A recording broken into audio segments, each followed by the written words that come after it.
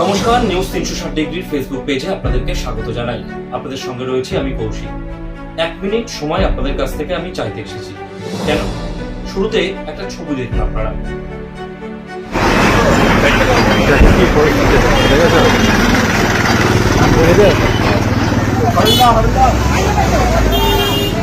শিউরে ওঠার মতো ছবি।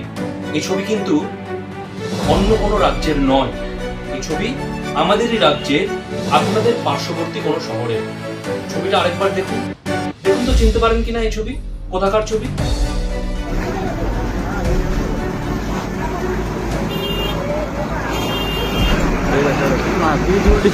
ওই লোক আবার হাত দিয়ে ঠেকাতে যাচ্ছে, ওই লোক হাত দিয়ে ঠেকাতে যাচ্ছে, দেখেছো?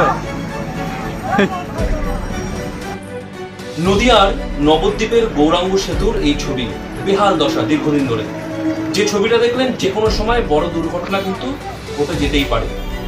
প্রশাসন নজর দিয়েছে, আপাতত ভারী যান চলাচল বন্ধ করে দেওয়া হয়েছে গৌরাঙ্গ সেতুর উপর। কিন্তু প্রশ্ন তো উঠবেই যে এতদিন ধরে ভারী যান চলাচল হলো কেন?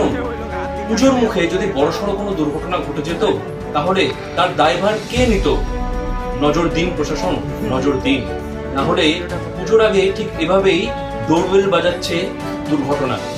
নিউজ 360 ডিগ্রি তার দায়বদ্ধতার জায়গা থেকে এই খবর আপনাদের সামনে তুলে ধরল। আপনারা সর্বশক্তিমান, বিচার করবেন আপনারা। সঙ্গে থাকুন নিউজ 360 ডিগ্রি।